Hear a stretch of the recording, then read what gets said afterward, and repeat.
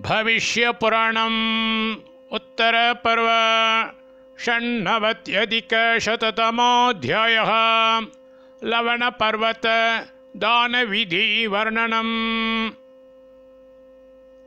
श्रीकृष्ण उवाच अथ सम्प्रवक्ष्यामि लवणाचलमुत्तमम् यत्प्रदानान्नरो लोकम् आप्नोति शिवसंयुतम्।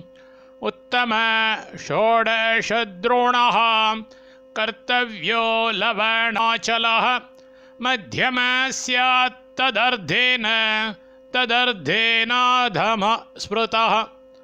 वित्तहीनो यथाशक्त्या द्रोणादर्धं तु कारयेत् चतुर्थांशेन विषयान् पर्वतान् कारयेत् पृथक्। विधानं पूर्ववत् कुर्यात् ब्रह्मादीनां च सर्वदा।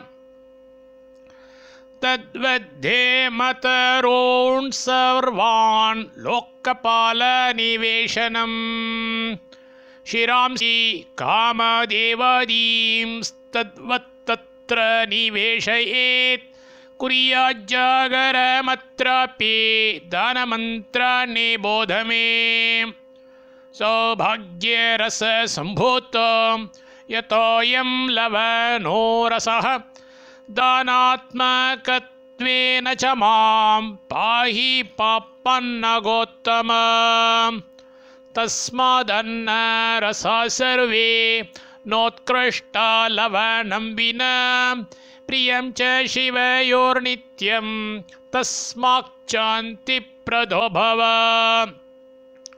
विष्णुदेह समुद्भूतं यस्मादारोग्यवर्धनम् यस्मात्पर्वतरूपेण पाहि संसारसागरात्। अनेन विधिना यस्तु दद्यात् लवणपर्वतम् उमालोके वसेत्कल्पं ततो याति परां गतिम्। पुण्यक्षयादिहाभ्येत्य राजा भवति धार्मिकः पुत्रपौत्रै परिवृतो जीवेत् शरदां शतम्। कुर्वन्ति ये लवणपर्वत सम्प्रदानम् सम्प्राप्नुवन्ति दिविते सुमहद्विमानम्। तत्राप्सरो गणसुरासुरसेव्यमानास्तिष्ठन्ति हृष्टमनसो दिवि वृद्धमानाः।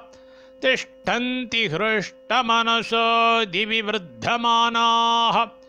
इति श्रीभविष्ये महापुराण उत्तरपर्वणि श्रीकृष्णयुधिष्ठिरसंवादे लवणपर्वतदानविधिवर्णनं नाम षण्णवत्युत्तरशततमोऽध्यायः।